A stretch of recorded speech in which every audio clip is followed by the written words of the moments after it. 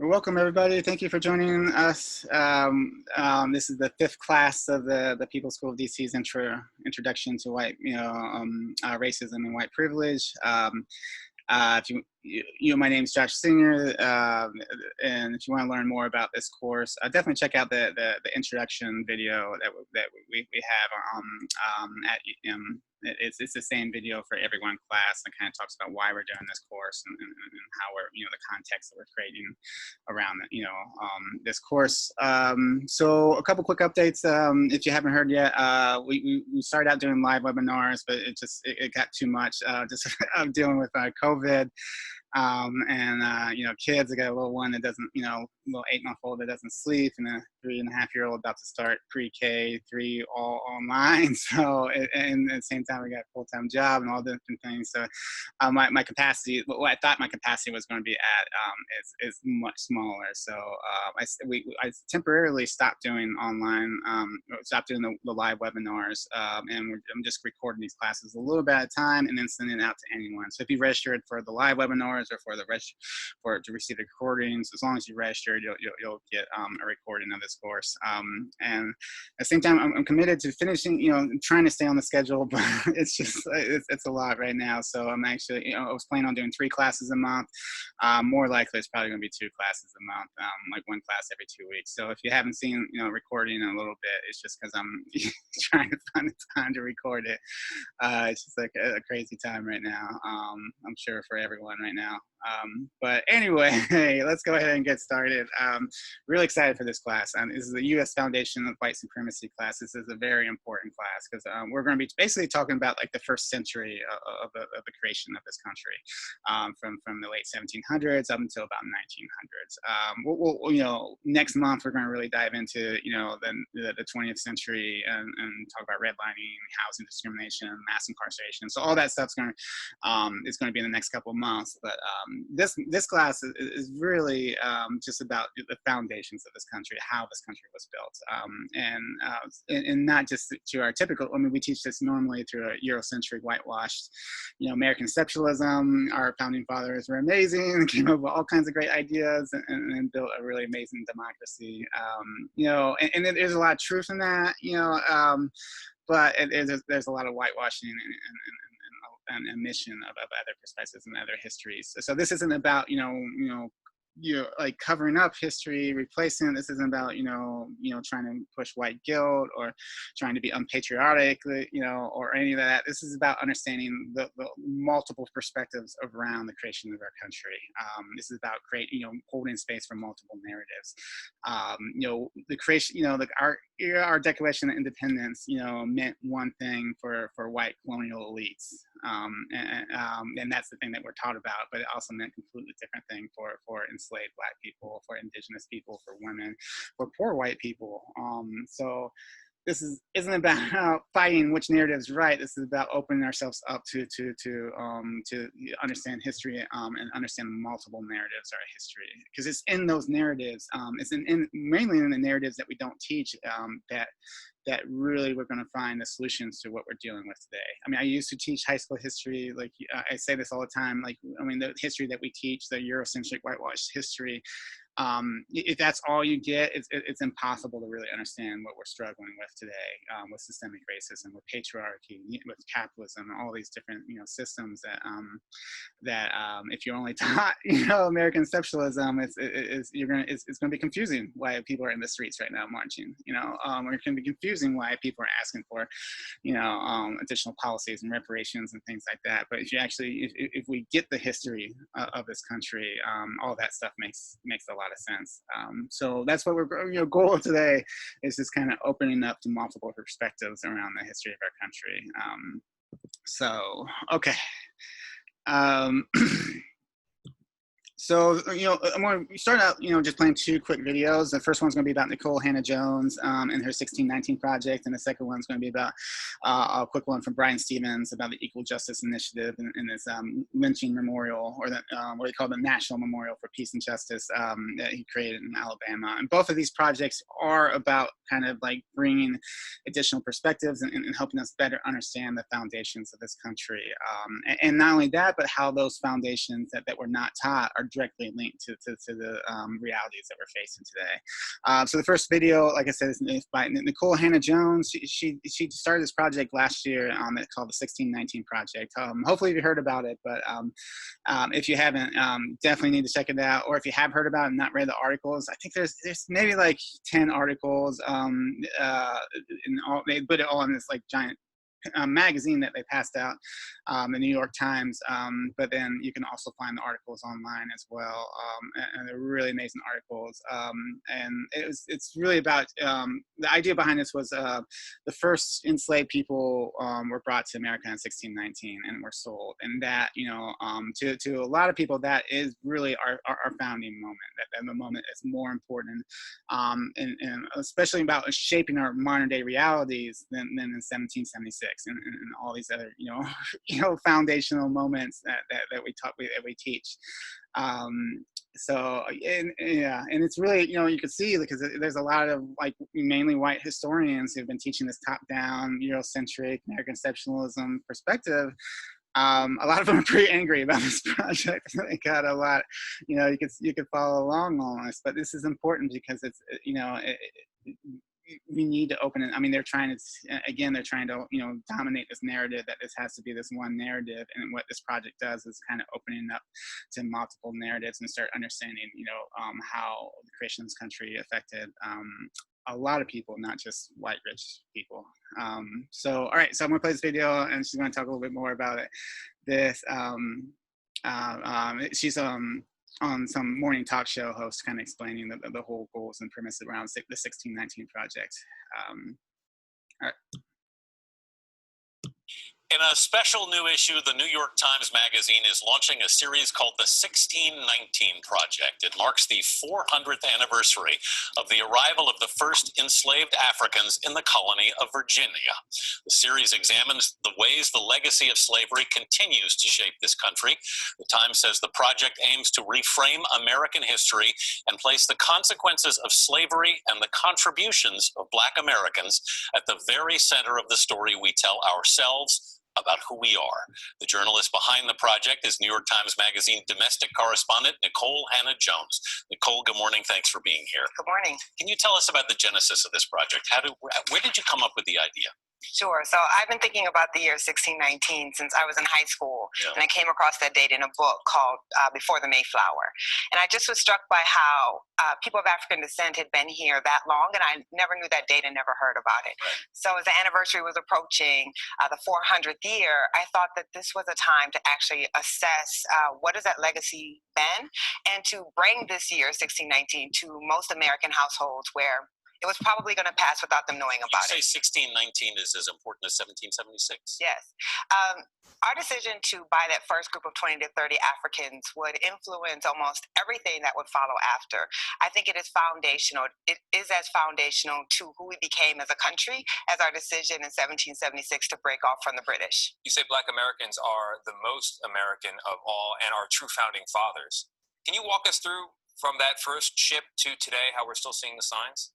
Yeah, so when you think about the fact that when Thomas Jefferson is writing the Declaration and laying out these words for liberation, that all men are created equal and born with inalienable rights, and while he's writing that, he owns 130 human beings who are in absolute bondage, and in fact, his brother-in-law is sitting there with him, enslaved, to help keep him comfortable. What that means is those ideals were not true when they were written, but Black Americans took those ideals literally, and Black Americans have really fought. You can look at what happens after Reconstruction. You can look at the abolitionist movement. You can look at the civil rights movement. Black people have fought to make those ideals real. Perfecting democracy. Absolutely. I can just say this. I was so embarrassed as a person of color that I had never heard of 1619 until I read your essay, page 16, when you first talk about it. And I just thought, how do we not know this? And I'm not the only one. There was only one person there, Betsy over there, who went to Harvard. She knew about you, and she knew all about this project and knew all about the state. But you said it's time to stop hiding from our sins and confront the truth. What do you mean? What I mean is, And how do we not know about this, Nicole? we don't know about 1619 the same way that we don't learn very much about slavery. It is shameful. No one wants to talk about their sins or the worst moments. And slavery gives contradiction to our entire creation story of the United States. And so we've tried to push it aside. We've tried to make it marginal. And in doing that, we've marginalized the 40 million descendants of the enslaved as well. So what we're trying to do with this project is force us to confront the truth. And then maybe we can actually start to move past slavery and become the country that was written in our ideals in the Constitution and the Declaration. It's an effort to reframe American history, but some critics have said it's an effort to delegitimize American history. From the Cato Institute, Illa Shapiro tweeted, "It's a project intended to delegitimize mankind's grandest experiment in human liberty." Is it divisive in that way? I mean, what's amazing about that is people are not arguing the facts. So what they're basically arguing is that we should only talk about certain facts. We should talk about the good part of Thomas Jefferson, but not about the fact that he was an enslaver. I'm saying that history is history, and we have to tell the truth. No, it's not delegitimizing, because the whole point of the article is that Black Americans have used those founding words to actually bring us closer to the democracy that the founders envisioned. And that is the most patriotic of things. You can take us. The thing that's so amazing about this, that makes me so proud, you can look at anything that's happening, just about anything that's happening in the world today and tied to slavery. You look at the highways in Atlanta, you look at the naming of Wall Street, you look at sugar that we eat. But the thing that stuck out to me was healthcare, that you can tie healthcare to slavery. How? Absolutely. So there's a piece in there about why we're the only Western industrialized country that doesn't have universal health care. And it starts with opposition to universal health care that occurs right after slavery, when the Freedmen's Bureau was trying to offer free health care to the formerly enslaved. And there was white opposition to that. And so even today, you see with polling that white Americans will reject social programs if they think large numbers of Black people will benefit from them. And so the harms of slavery have not been contained, because there are millions of white Americans, there are millions of Latinos and Asian and Black Americans who don't have health care, who can't get insurance because of slavery. You say don't look at Black people as a problem, look at Black people as a solution. Yes, from the beginning, there have been thousands of pages dedicated to saying that Black people are, as Abraham Lincoln said, a troublesome presence in our democracy. But really, what we're arguing with this project is Black Americans have been the perfecters of this democracy, and that if we ever got to the point we would stop seeing us as a problem, we would actually be more of the America that we want to be. Nicole, I stepped briefly on your line earlier. You see this as a patriotic act? Yes, of course it is. This isn't saying that this is a country that needs to be destroyed. This is not saying that this is a country that's illegitimate. It's saying that this was a country founded on ideals that were not true at the time, but that Black Americans believed in those ideals and have worked to make those ideals true for all groups. I don't see what is more patriotic than that. Right, I really love Nicole Hannah-Jones, and like I said, if you have some time, it may take like an hour or two to read all the articles, but it's well worth it. But I like the idea that she talks about. This isn't just about just saying all the awful things. It's also about understanding all the people who fought to make these ideals that were only for rich white men, Christian men at the time when the creation. It was Black people, it was enslaved Black people, it was abolitionists. And there was a lot of other people as well, who fought to create these ideas and to expand these ideas to everyone, to women, to Black people, to indigenous, to basically Black indigenous people of color. So it's really, it's not just about, condemn, about realizing all the bad things, but it's also about realizing, all the people who fought so hard to extend these values, and also realizing too that we still have more fighting to do as well. I think the way she connects the past and the present, in a lot of these articles, is what makes it so powerful, especially with the fact that we are one of the few industrialized countries that doesn't provide free healthcare, doesn't have universal healthcare, and that can be confusing why we do that. But when you look at just this opposition, starting from the end of slavery. There was enormous, white opposition to any social program that was deemed, whether accurately or not, to benefit, Black people too much, and that that from the get-go was centered around social programs and around healthcare, and that is in many ways, still to this day, a big reason, why we don't have universal healthcare. This thought of like, people just, mainly, even if it's not said, it's often implied that there's, Black people and people, Black indigenous people of color are going to abuse these systems. And these are narratives that form, directly after,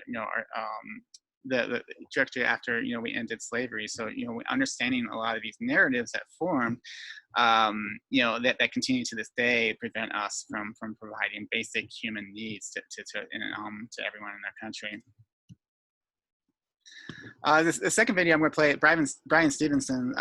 So he started the Equal Justice Initiative, amazing organization. He's one of the reasons why we know so much about the history of lynching, and he even created a museum down out Montgomery, Alabama, National Monument for Peace and Justice. And a lot of people call it the Lynching Museum because it does focus a lot on lynching, but it also focuses a lot on the legacies of slavery, lynching, this Black criminality myth that was created after the Civil War that we'll talk a lot about today, mass incarceration, all these things. So I want to play this video. It does a really great job just talking about, how important it is for us to face our real history.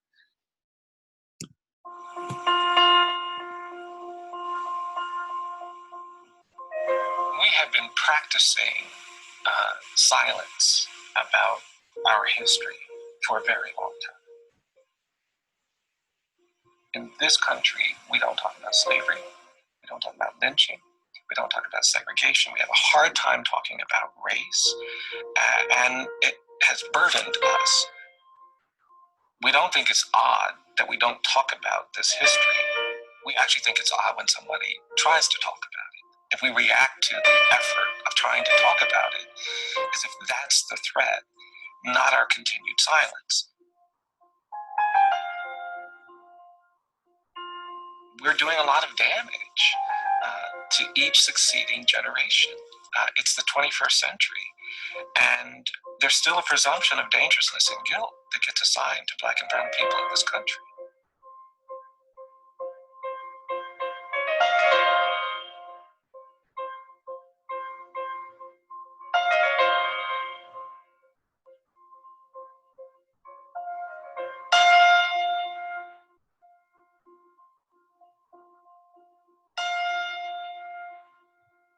We haven't created spaces in America that deal honestly with the legacy of slavery. My view is that the great evil of American slavery wasn't involuntary servitude and forced labor. It was the narrative of racial difference that we created to justify it. We said Black people are different than white people. They can't do this, they can't do that. The Supreme Court said they're 3/5 human. And this ideology of white supremacy, that narrative of racial difference, that was the true evil. So for me, slavery doesn't end in 1865, it just evolves. It turns into decades where we have terrorism and lynching, and our courts and our systems of government tolerated Black people being pulled out of their homes and hung, sometimes on the courthouse lawn. The legal system, the rule of law was complicit. The Black people in Boston, the Black people in Cleveland and Chicago and Detroit and Los Angeles and Oakland didn't go to those communities as immigrants looking for new economic opportunities. They went there as refugees and exiles from terror in the American South. And then we lived through this period of civil rights struggle that had some success, but it didn't ultimately confront that narrative of racial difference. And so now we have a system of criminal justice administration that is very racialized, where we tolerate bias and inequality.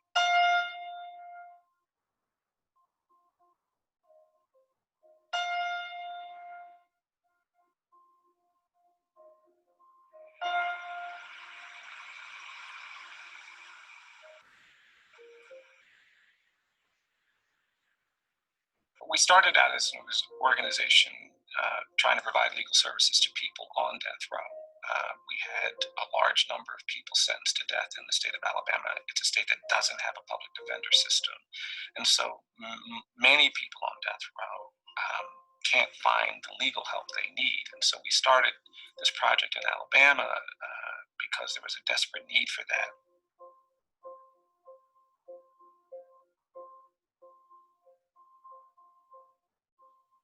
And our work has now led me back to thinking about race. What we want to do is to create spaces that expose people to the history of slavery and lynching and segregation, so that at the end of it, you are motivated to say, never again. And then we're going to ask people, what does that mean? Does it mean that we should be tolerating some of the things that we tolerate? Does it mean we should be reacting differently when there's evidence of police misconduct or violence directed at some unarmed person of color? Does it mean we should react differently if a politician starts talking about demonizing a particular group of people because of their ethnicity or their religion?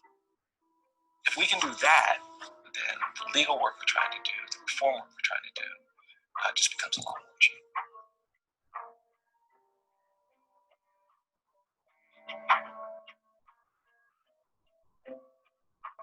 Insist that we stay hopeful, because I don't think we can do anything we need to do without that. And we have to get comfortable doing the uncomfortable, because as much as we'd like to believe it's not true, justice never comes when you only do what's comfortable and convenient. Change never comes, oppression never ends, equality never prevails. You have to be willing to raise the issues, to challenge the systems that don't educate people about the history honestly. We can't recover from this history that burdens us until we deal with it. It's a legal struggle, it's a narrative struggle, it's a hope struggle, because the other thing that has to happen in a society like ours is that you actually have to believe things you haven't seen. That's a necessary condition. In fact, I actually believe that hopelessness is the enemy of justice, because injustice prevails where hopelessness persists. And you're either hopeful or you're the problem. There's really no middle ground. For me, that's what the law has to facilitate, the ability to get beyond where we've been to someplace better.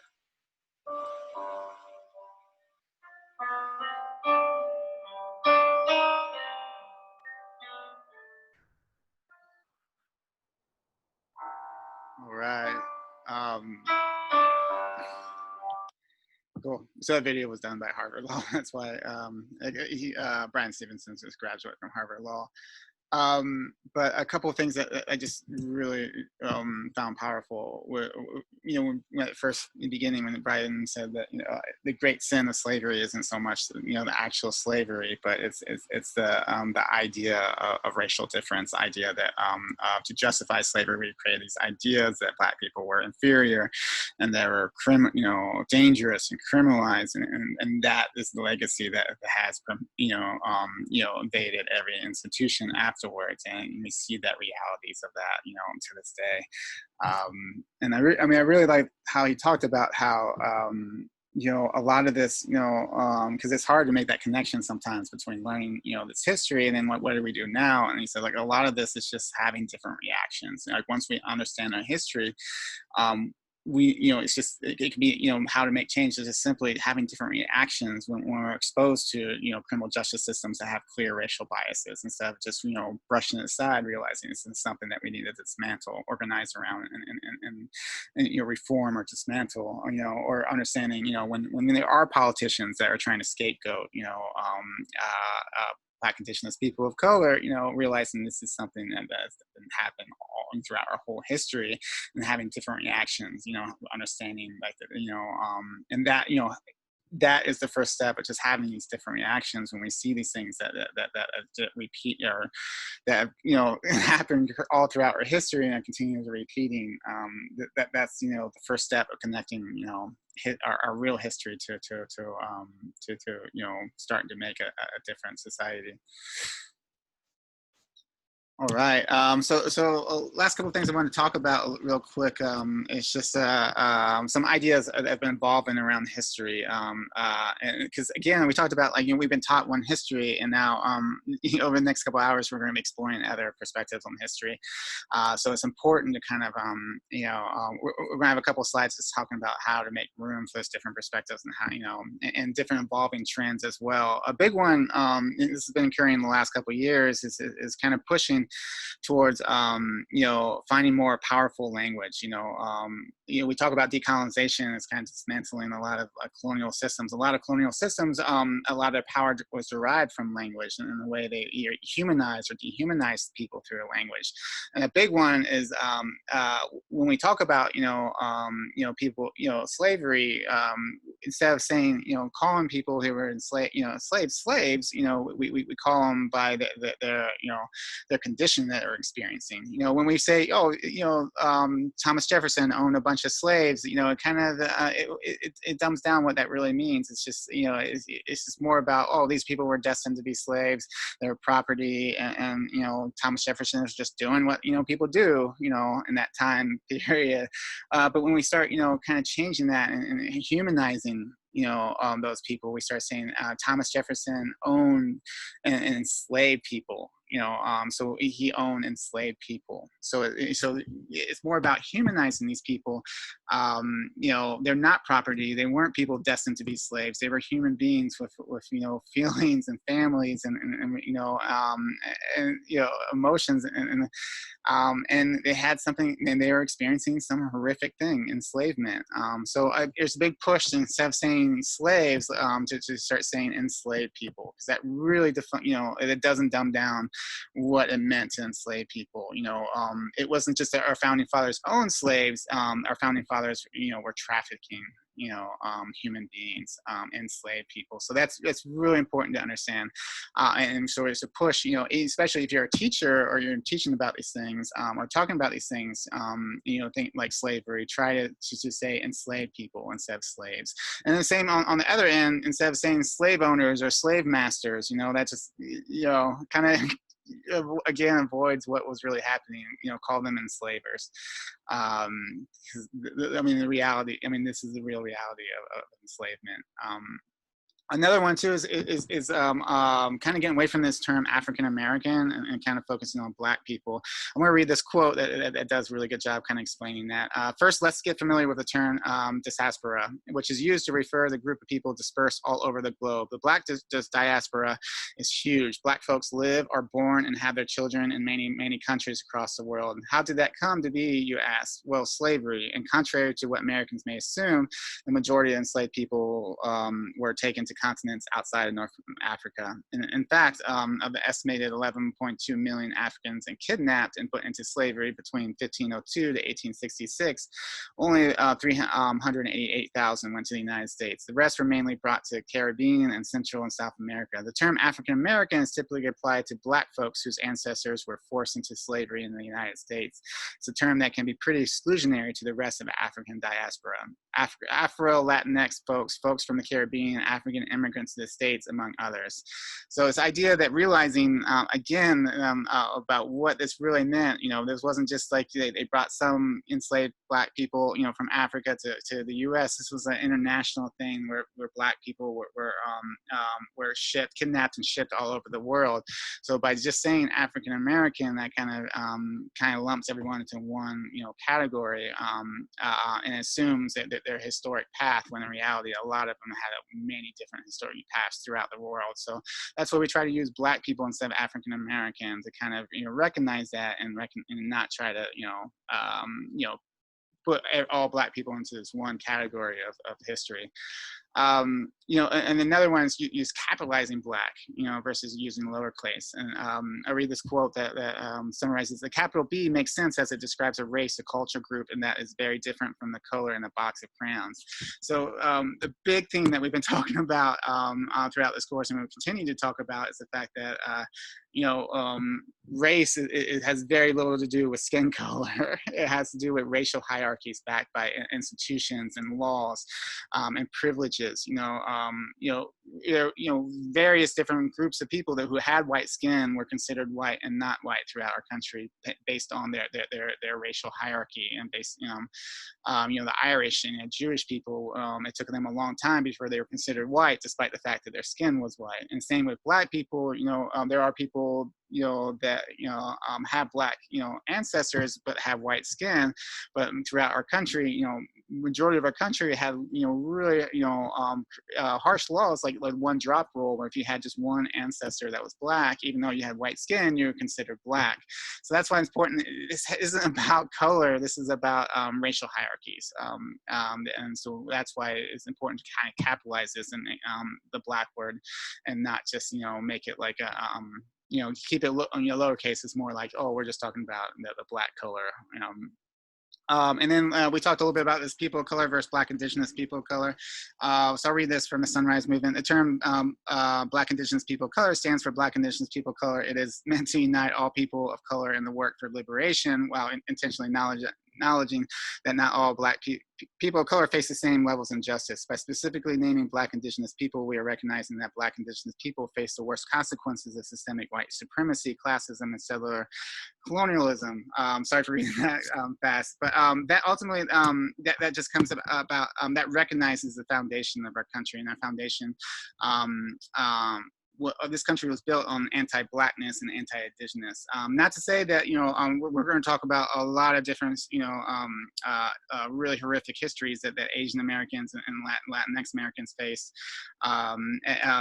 But the idea is when you use, Black Indigenous people of color, you're recognizing that the foundations of this country is rooted in anti-Blackness and anti-Indigenous culture and institutions.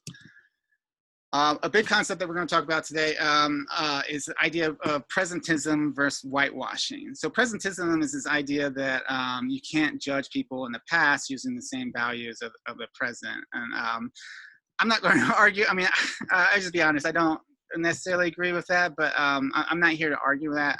Like, if you don't want to judge people in the past, that's fine. I totally get it. Michael Harriot, kind of, summarizes my problem with that. It says, as if white people of the past couldn't quite grasp the idea of inhumanity and brutality until 1861. But I mean, I get that, and that's fine if you don't want to judge these people. I mean, these people were different times, it was more socially acceptable for to do whatnot, but at the same time, it's important to understand that even if just because you don't want to judge them doesn't mean we can whitewash what they did. So presentism does not equal whitewashing. Whitewashing is when you cover up something that's immoral, illegal, or otherwise bad. We see this a lot with American exceptionalism. America, this idea that we've only done good things, and or if we've done bad things, it was necessary evils that it got us to good things. And in reality, that's just not quite true. So even if you don't want to judge people, we still need to accurately describe what is happening. For example, this is a big controversial one, calling Jefferson, Thomas Jefferson a rapist. The reason why a lot of people do call him that is because he owned a slave or enslaved person, Sally Hemings, and he started impregnating her, as young as he started to have relations with her as young as 14. I think they had the first child when she was 16. She was in a position where she could not just say no. So I'm not guessing that, maybe she was for it or against it, or I don't know. But the reality of the situation is she was enslaved. She could not say no. And she was, 14. And Jefferson literally created this hidden room attached to his bedroom where she, that was her quarters that, he can, so the idea that, whether you want to judge Jefferson or not, that's your own decision, but it's important to understand that, we still have to, call it. I mean, Jefferson raped this woman. And we need to understand that, and whether you want to judge him or not, that's fine, fine if you don't want to judge him, but we need to still recognize that this did happen, because a lot of times, we use this presentism to kind of whitewash this reality, and this is the reality. It wasn't just Thomas Jefferson, majority of whites, enslavers, raped their black women, black enslaved women, and not only that, there's a direct link to a lot of the stereotypes that we create around black women about, being hypersexual, these Jezebel stereotypes, or being, or being, confrontational, or things like. I mean, a lot of these, stereotypes that we're still, pushing today around black women was created, to justify and kind of, whitewash this epidemic of rape. So it doesn't do us good to, I mean, like I say, it's up to you if you want to judge them, but we need to at least, acknowledge that Jefferson was raping Sally Hemings. And it's your choice if you want to judge it or not. So I really like this, this thing. So you see the difference of two, sentences that we can use, and consider this sentence: Thomas Jefferson owned slaves versus Thomas Jefferson was a human trafficker who kidnapped and held Black people captive and forcing them to complete unpaid brutal labor. One of these sentences can be found in a high school history book. Which one do you think it is? Our history books intentionally, we intentionally use these like dumbed down language to kind of, not only dehumanize the victims of this reality, but also to kind of ignore the realities that were created that allowed Thomas Jefferson to human be a human trafficker. So again, this is not about judging. This is about just accurately describing our history. The last concept I want to talk about is historiography. So historiography is basically the study of history, the study of how, not necessarily history, but the study of how history is written, how it's recorded. What kind of perspectives do the historians have on history, and how does different perspectives change the realities of different histories. So it's one, I did a master's in history, was part of master's in history program, and that's the first course that everyone is required to take. And then throughout, all the other classes, we try to look at all the different perspectives and different historians to get a bigger, a sense of what's happening, rather than just, listening to one perspective, which is typically what we do in the U.S. Is we have what's called a top-down historical perspective, where we look at events like the Declaration of Independence, the Revolutionary War, the Constitution. We look at them through the perspectives of the people at the top. That's called the top down, the colonial elite. So our founding fathers were from some of the richest people at the time in the colonies, were definitely the people at the top, the white male Christian rich land owning, most of them owns enslaved people as well. So for them, the Declaration of Independence, this was this amazing document that where this is all about creating this new nation around liberty, and it's about fighting British tyranny and all these different things. So that it meant a lot for them, but and at the same time, if you look at bottom-up perspective, so this is looking at people below their hierarchies in societies, looking at enslaved people, women, indigenous people, who, all these people that were basically left out of this country, out of the Constitution, out of the Declaration of Independence. So they have a much different perspective on what it meant, or what it meant, the Declaration of Independence meant, what it meant creating this country. So it's really important, if we want to capture the entire history, we have to move beyond this top-down perspective and start seeing, what did the Declaration of Independence mean for women? Who couldn't, vote or couldn't participate in democracy? What did it mean for enslaved people? What did the Constitution mean for, so it's important, if we want to grasp the history, we have to look at all these things. And particularly we have to look at, oftentimes top-down, history looks at the intent of our founding fathers, and not necessarily the outcomes. So a lot of our founding fathers, didn't own enslaved people and opposed slavery, and actually wanted to end slavery. But at the same time, they wanted to create a country that included the South.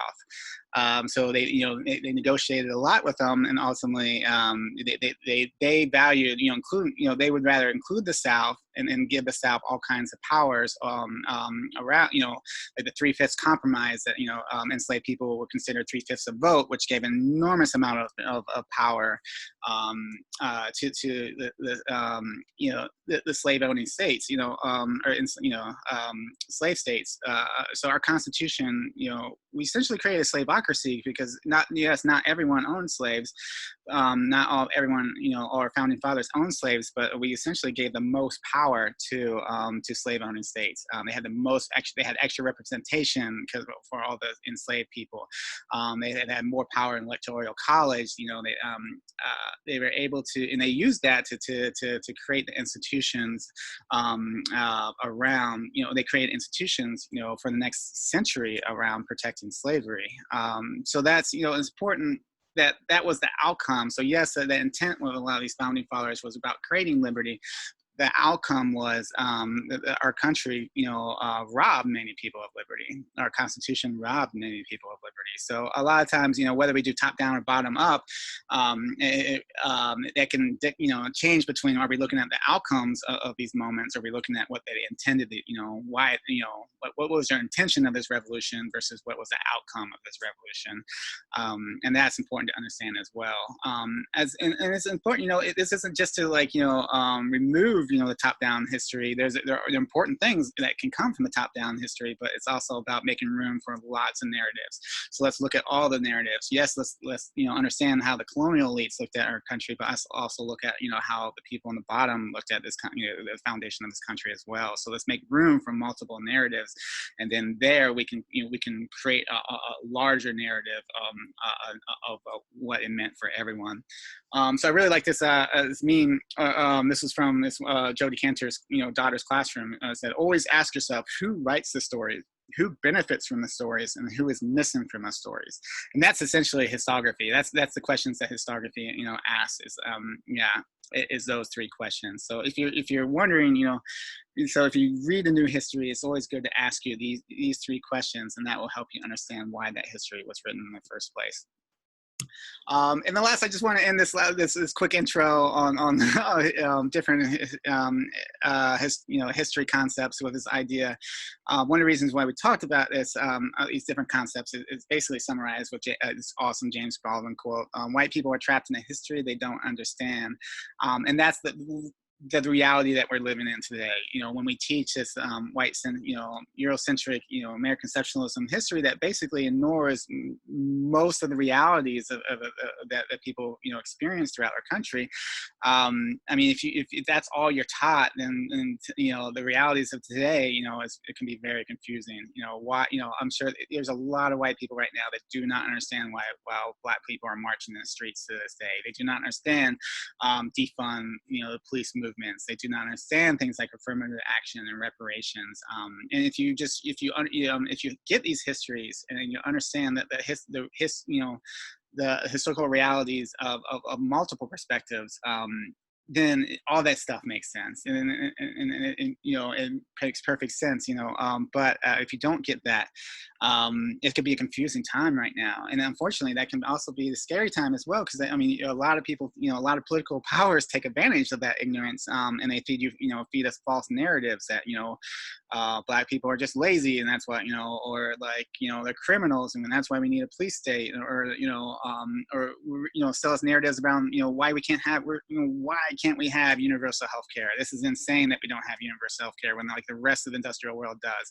And a big reason they're able, a lot of people in power are able to continue that is because they sell these false narratives that, that social program, that Black people take advantage of social programs, and that's why we can't, we have to be all, everyone for themselves kind of thing. So it's important that we understand this, these histories, so we can start understanding our realities today, and start, knowing, moving forward, to correct these realities. All right, so now we're ready to start the class today. So today's class, we're going to, as I said, we're going to really focus on just the first century of this country, and just the foundations of white supremacy that was set into our institutions and set into our economic and political policies. And so we're going to talk about, the first section, we're going to talk about historic white head starts in the U.S. So this is going to be a quick overview of just kind of the realities in the discrepancies and the inequalities that were created on the first century of this country. And then from there, we're going to really dive into realities of U.S. slavery that's not typically taught. We're going to kind of dive into what, we do a very bad job teaching slavery in our schools. So we're going to dive a little bit deeper into slavery. We're going to dive into the Reconstruction period and how that was overthrown by white supremacy. We're going to talk about how slavery evolved into multiple other, programs, convict leasing, sharecropping, things like that. Talk about our history and legacy of white terrorism and lynching, and then we're going to end with history of voter suppression.